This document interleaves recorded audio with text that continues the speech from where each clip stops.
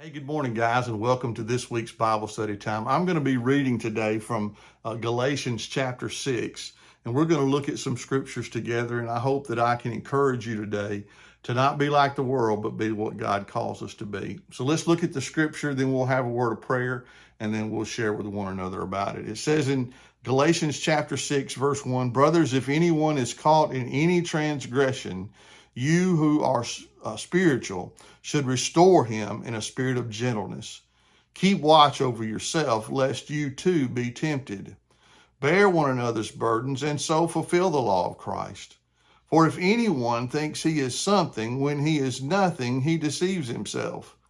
But let each one test his own work, and then his reason to boast will be in himself alone and not in his neighbor. For each will have to bear his own load." Verse 6 says, "Let the one who is taught the word share all good things with the one who teaches. Do not be deceived. God is not mocked. For whatever one sows, that will he also reap. For the one who sows to his own flesh will from the flesh reap corruption. But the one who sows to the Spirit will from the Spirit reap eternal life. And let us not grow weary of doing good, for in due season we will reap if we do not give up. So then, as we have opportunity, let us do good to everyone, and especially those who are of the household of faith." Let's pray together. God, thank you so much for this day. I thank you for the blessings that we have through your word. And I pray, God, that we'll strive to do what you tell us to do, not just be a hearer of the word, but a doer of the word. Now, God, as we share today, bless the words that come out of my mouth, God, and let them be acceptable in your sight. For you are our strength, you are our Redeemer, and God, we trust in you. For we ask it in your precious Son's name. Amen. So let's jump in at verse 1. "If anyone is caught in a transgression, you who are spiritual should restore him in a spirit of gentleness." I've always said that the church has a tendency to shoot its own wounded. And that's not original to me. A lot of people have said that. But it seems like we as a church, when one of our brothers stumbles and messes up, we tend to judge them and outcast them, basically. But I don't think that's what God wants us to do. He encourages us to love them and bring them back into the fold gently, We all make mistakes. The part of that verse that jumped out at me is watch yourself lest you too be tempted. It's easy, unfortunately, it's way too easy to do the wrong thing. And sometimes when we see another person in a struggle and we try to help them in that struggle, we end up in the mess ourselves. So we have to be careful, and Scripture warns us of that. In verse 2, it says, "Bear one another's burdens, and so fulfill the law of Christ. For if anyone thinks he is something when he is nothing, he deceives himself." Now, if I'm staying in the thought process that we're getting through this Scripture, I think he's warning us of looking at somebody and thinking, "Oh, how did they do that? I would never do something like that."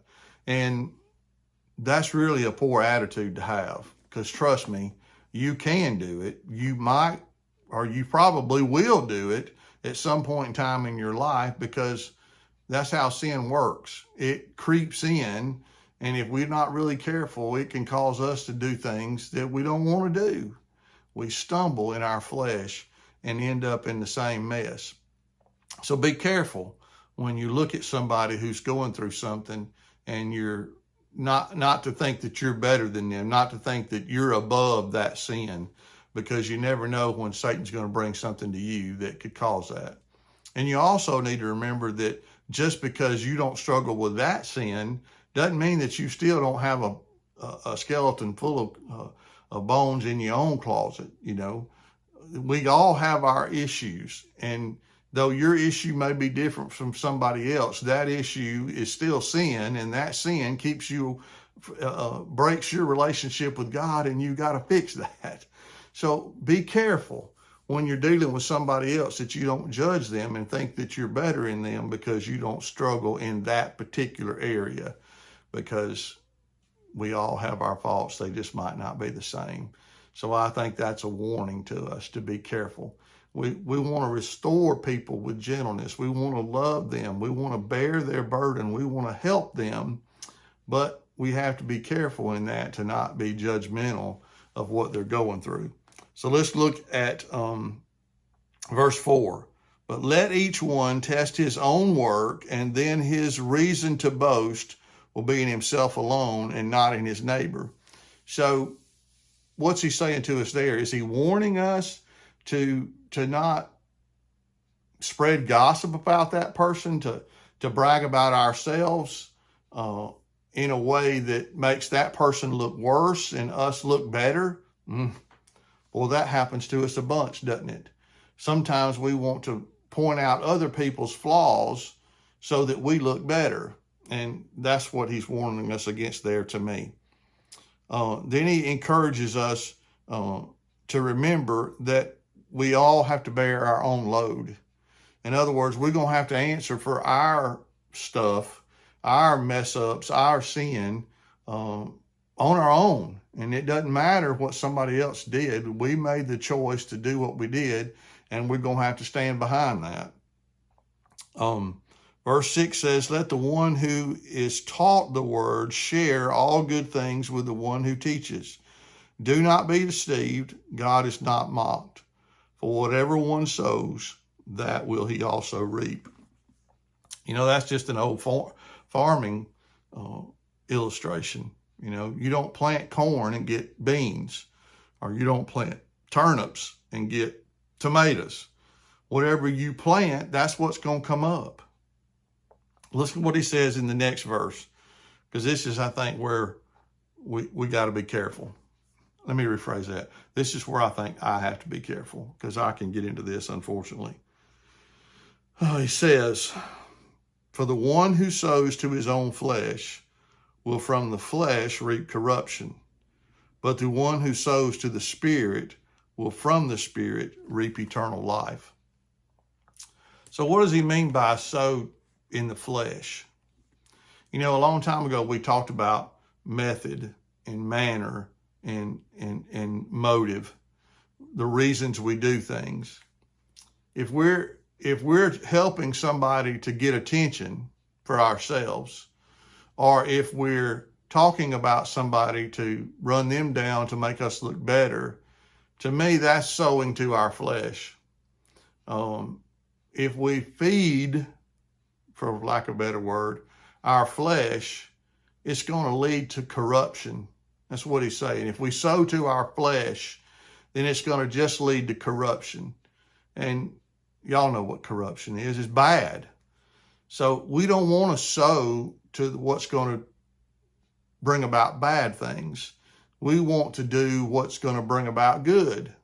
And so he tells us not to sow in the flesh, but to sow with the Spirit.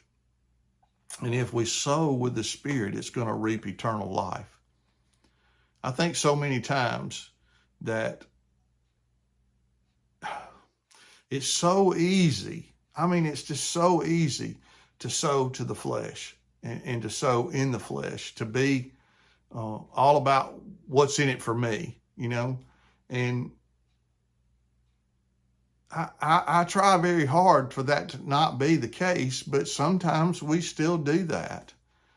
I want to encourage you today to examine yourself, examine the motive for why you're doing something. Are you doing it to glorify God? Are you doing it to boast about yourself or something that you're doing? Why are you doing what you do? What's the motive? You know, what's the manner that I'm doing it? Am I doing it in the flesh? Am I doing it to glorify myself? Am I doing it to look good in front of somebody else? And I think sometimes we have to say yes. But that's not what God wants us to do. And he warns us that doing that can lead to nothing but corruption and bad things. So to make sure you're doing things for the right reason, make sure that you encourage people out of love for them and out of love for your Father, and show that. Because when you do that through your Spirit, through His Spirit, it's going to reap good things, and that's what we want. And then he says this, and I think this is probably one of the most challenging things that he says to us in this in this passage of Scripture. Verse 9, and let us not grow weary of doing good, for in due season we will reap if we do not give up. Now, so many times we try to do the right thing, and it just seems like when we do the right thing, more bad stuff happens. And I think that's what the devil does. I think when we're trying to do the right thing, he just piles on us, and piles on us, trying to get us to stop doing the right thing. The Scripture tells us to don't grow weary in doing good, for at some point in time, we will reap the reward of that. It doesn't say it's going to instantly happen. You may not see the reward for what you do good till you get to be with Jesus. You may not ever see it in this life, but you just have to know that you're going to see it. That's where we have to keep our mind and our thoughts on the things of God from whenever they happen, and not just on what's going to happen today. That's a hard thing, to just keep doing good even though you don't see any benefit coming from it. And I'm not saying that you aren't going to see good, because the Scripture doesn't say that you're not going to ever see it till you get to be with Jesus, but it does tell us that it's going to happen, not necessarily right now. Listen to it one more time. And let us not grow weary of doing good, for in due season. Well, what's due season? I don't know. I mean, some things that you do are going to result in an instant blessing. And some things you may not, again, ever see God do until you get to be with Him. And you may not ever know about it. So that's why it says this. But He does give us a warning. He says, and let us not grow weary of doing good, for in due season we will reap if we don't give up. Well, so what does giving up mean? Well, and I think in this situation is when we keep on doing good and we don't see the reward of doing good because we're just looking for instant gratification. And so we just quit. Well, if we quit, we miss out on what God has for us. I think that in itself is telling us that some of the things that we do good for, or that we do out of goodness and out of love, we may not reap until we get to be with Jesus. But we want to be laying up treasures in heaven anyway, and not here on this earth. So I want to encourage you, keep doing good and don't give up. And then listen to what he says in verse 10, because this is where it comes down. So then, as we have opportunity, let us do good to everyone, and especially to those who are of the household of faith. Well, that doing good to everyone reminds us that we have to keep doing good, and not just to people we like. Everyone is everyone. That means people that do us wrong. That means people that hurt us. That means people that try their best to mess us up. In other words, don't pay back evil with evil. If somebody does you wrong, still be good to them. And oh, that's so hard not to want to lash out at people. But the Scripture tells us, do good to everyone. And then he says, especially those of the household of faith. You know, there's a lot of things that people of the church don't agree on. There's a lot of things. And I've never been one to fight with other people from different denominations that don't see things like I see them. I don't see things like they see them. But that don't mean that we don't still see the same Jesus, okay? Love one another, especially those of the faith. You know, we don't need to, what's the phrase? Don't make well, now I feel like Maymay, I can't get my phrase right. But anyway, let's don't make too big a deal out of some things. Let's focus on the main thing, and that's that Jesus Christ was a perfect, spotless lamb that was sent here from heaven, God's Son, to come and sacrifice himself for us. If you believe he was born of a virgin, that he died on the cross to pay for your sins, and that God raised him from the dead, then the scripture says you can be saved. So let's focus on that big thing and don't worry so much about the other little things that we argue about so much. Do good to everyone,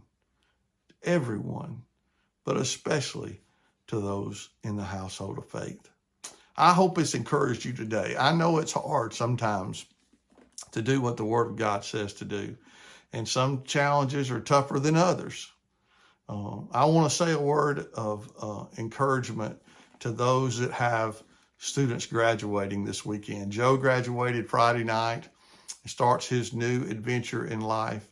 And, you know, the gentleman that preached at his graduation service gave a staggering statistic that about 70% of the children that graduate from high school walk away from their faith when they get away from their church and go to college. Well, we need to be praying for them. We need to be praying that God will work a miracle and that he'll restore that number, bring that number back down so that more people are staying involved in what God has. I love you, and I appreciate your time today. I hope that you have a great Sunday, and I hope that you'll do your best to do good to everyone. Let's pray. God, thank you for this day. I praise you for who you are, and I give you all the honor and glory. I lift up all those that are graduating this weekend. God, I pray that your peace and your grace will be with them, God, that there would be a revival in the college-aged student. God, that they'll come back to you, that they'll return to you, God, and spread the love that you have for them with all their friends. God, what we talked about today, not condemning people, but bringing them back to the fold gently through the Spirit, not judging people, because God, we know that we could be in that same mess if we ain't careful. God, we give you the praise and we give you all the honor and glory. God, I know there's a lot of folks that are hurting and a lot of folks that are struggling. And I pray, God, that your peace will be with them today. For I ask it all in your precious Son's name. Amen. All right, guys, thanks for being with us today. We'll see you next time. And remember, we love you. God bless. Bye now.